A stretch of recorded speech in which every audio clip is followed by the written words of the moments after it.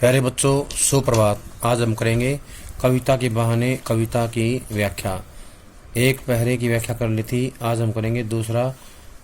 और ये जो कविता है लिखी है कुंवर नारायण ने। किसने लिखी है? कुंवर नारायण ने। कविता एक खिलना है फूलों के बहाने, कविता का खिलना भला फूल क्या जाने। बाहर भीतर इस घर उस घर, बिना मुरझाए महकने के माने, फूल क्या जाने। कवि कहता है कि कविता एक खिलना है। कविता भी क्या है? खिलती है, फूलों को देखकर खिलती है। जैसे फूल खिलते हैं वैसे ही जो है कविता भी खिलती है। कविता फूलों को देखकर खिलती है और पुष्पित भी होती है, यानी कि आगे बढ़ती है, फलती है, फूलती है। फूलों के समान कविता में भी नए नए रंग भर जाते हैं। जैसे फूलों में अलग अलग रंग होते हैं, ऐसे ही कविता में भी अलग अलग रंग भर जाते हैं। कविता का खिलना असीम है। जैसे चिड़िया का उड़ना सीमित था, ऐसे फूल का खिलना सीमित हो, लेकिन कविता का जो खिलना है वो क्या है? असीम है, असीमित है। कविता का खिलना भला फूल क्या जाने, लेकिन फूल जो है इसके बारे में कुछ भी नहीं जानता है।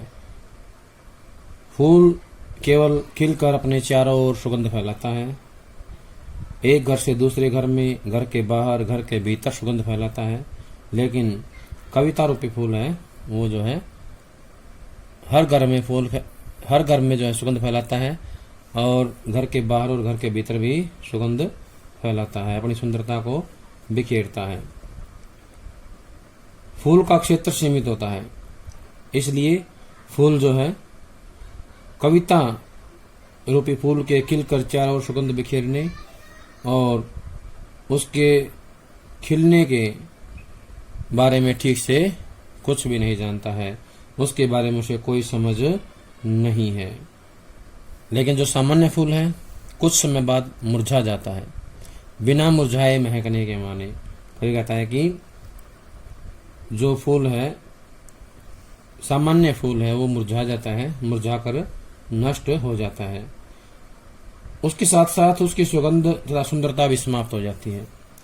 परंतु कविता की सुगंध तथा सुंदरता कभी समाप्त नहीं होती।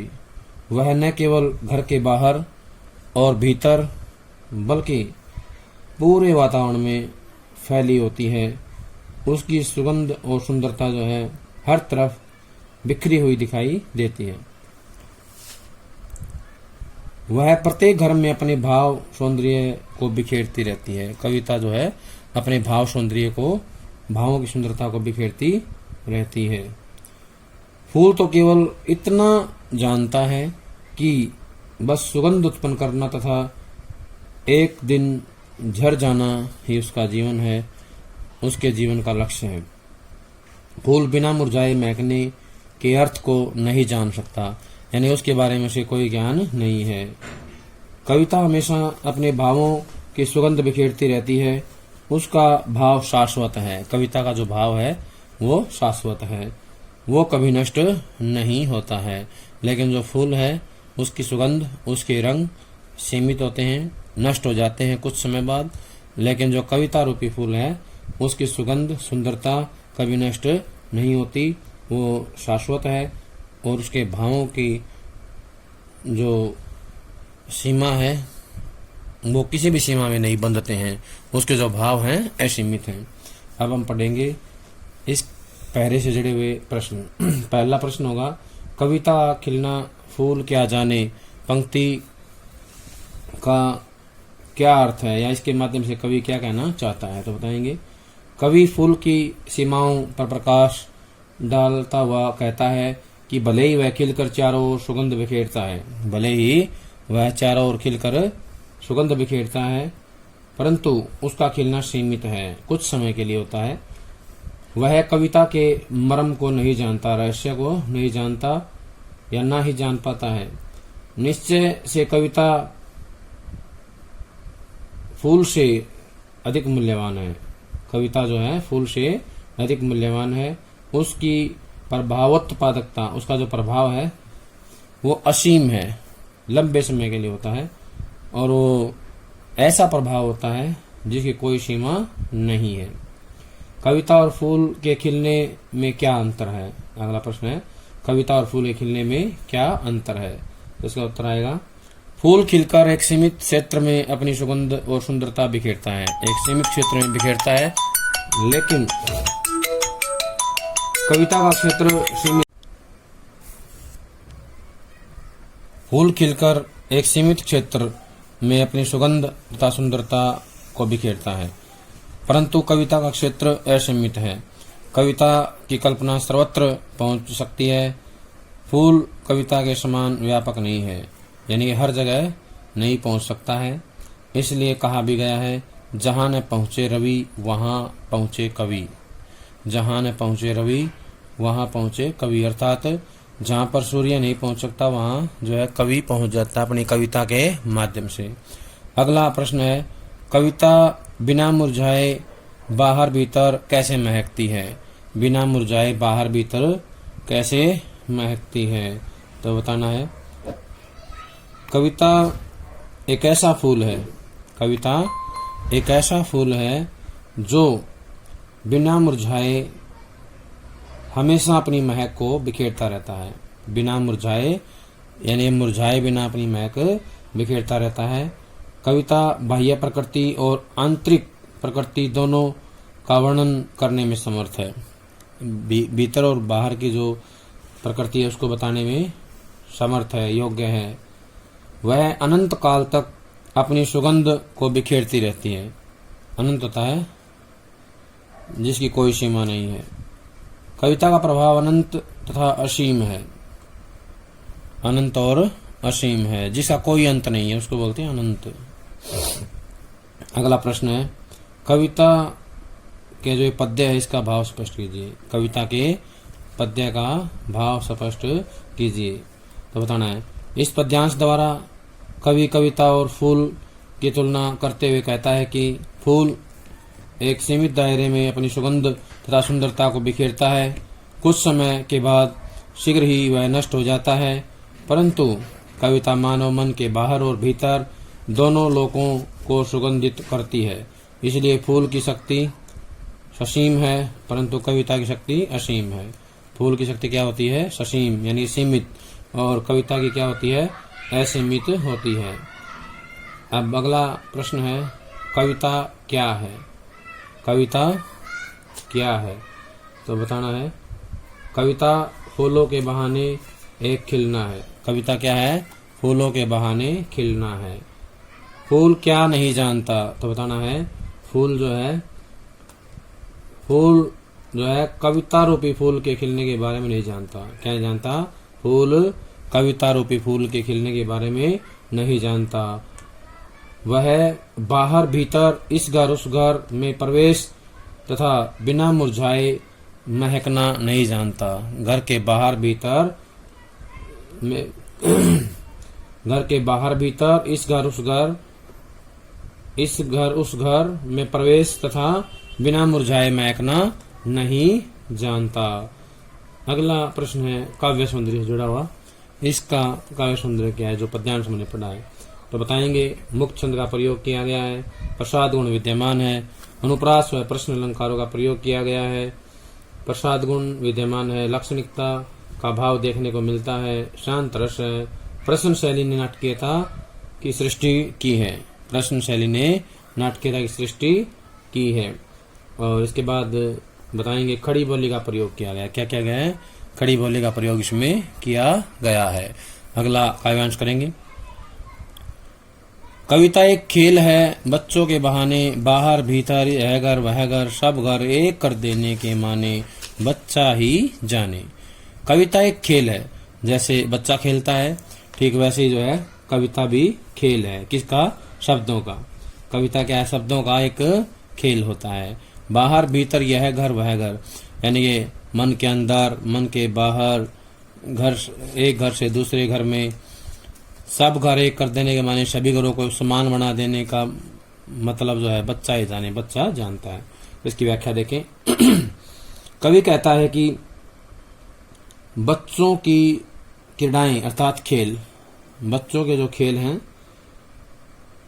उनको देखकर अपनी कविता द्वारा शब्द क्रीड़ा करता है। जैसे बच्चा खेलता है अलग अलग प्रकार के खेल, ठीक वैसे ही बच्चे के खेलों को देखकर कवि भी जो है शब्दों के साथ खेलता है। कविता भी एक खेल है, शब्दों का खेल। क्या है? कविता भी जो है शब्दों का खेल है। वह शब्दों के माध्यम से नए नए भावों और विचारों के खेल खेलता है। क्या करता है? नए नए भावों और विचारों के खेल खेलता है। जिस प्रकार बच्चे कभी घर में खेलते हैं, कभी घर के बाहर खेलते हैं और अपने पराये का भेदभाव नहीं करते हैं, अपना पराया नहीं जानते हैं, उसी प्रकार कवि भी कविता के द्वारा सभी के भावों का वर्णन करता है। बच्चों के खेल कवि को भी प्रेरणा देते हैं। खेल खेल में बच्चे एक दूसरे को अपना बना लेते हैं। क्या कर लेते हैं? एक दूसरे को अपना बना लेते हैं और वे एक दूसरे से जुड़ जाते हैं। कवि भी बच्चों के समान बाहर और भीतर के मनोभावों का वर्णन करता है। मन में जो विचार आते हैं और जो बाहर देखता है, उन सब का वर्णन करता है। वह समान भाव से सभी लोगों की सूक्ष्म भावनाओं का चित्रण करता है। सूक्ष्म भावनाएं होती हैं, उनको भी उजागर करने का प्रयास करता है। कहने का आशय है कि जिस प्रकार बच्चे एक दूसरे को जोड़ते हैं, उसी प्रकार कवि भी अपनी कविता के द्वारा जोड़ने का प्रयास करता है। जिस प्रकार बच्चा ही अपने खेलों के बारे में जानता है, ठीक वैसे कवि भी अपने भावों के बारे में जानता है। उसे कब, कहाँ, किस प्रकार के भाव को व्यक्त करना है, बताना है, तो इन सब के बारे में कवि जानता है। ठीक वैसे ही बच्चा अपने खेलों के बारे में जानता है। अब हम करेंगे प्रश्न यहाँ से जुड़े हुए। पहला प्रश्न यही है कि कवि ने कविता को खेल क्यों कहा है, तो बताना है। बच्चे मनोरंजन और आत्माभिव्यक्ति के लिए आपस में खेलते हैं, मिलजुल के खेलते हैं एक दूसरे के साथ। खेलों के पीछे उनका कोई गंभीर उद्देश्य नहीं होता है, परंतु क्रीड़ाएं बच्चों को आनंदानुभूति प्रदान करती हैं, आनंद का अनुभव कराती हैं। इसी प्रकार कविता की रचना करना भी एक खेल है, कविता लिखना भी खेल है। कविता के द्वारा कवि न केवल श्रोताओं का मनोरंजन करता है, बल्कि उन्हें आनंद भी प्रदान करता है, आनंद की अनुभूति भी कराता है। अगला प्रश्न है, बच्चे खेल खेल में कौन सा महत्वपूर्ण कार्य करते हैं, तो बताना है। बच्चे खेल खेल में अपने पराये के भेदभाव को भुला देते हैं, अपने पराये के भेदभाव को भुला देते हैं। खेल द्वारा उनमें आत्मीयता की भावना उत्पन्न होती है। बच्चे खेलों के माध्यम से एक दूसरे से जुड़ जाते हैं। क्या करते हैं? एक दूसरे से जुड़ जाते हैं। बच्चों के खेलने तथा कविता रचने में क्या समानता है, तो बताना है। बच्चों के खेलने तथा कविता रचने में सबसे बड़ी समानता यह है कि दोनों ही आनंदानुभूति प्रदान करती हैं। क्या करती हैं?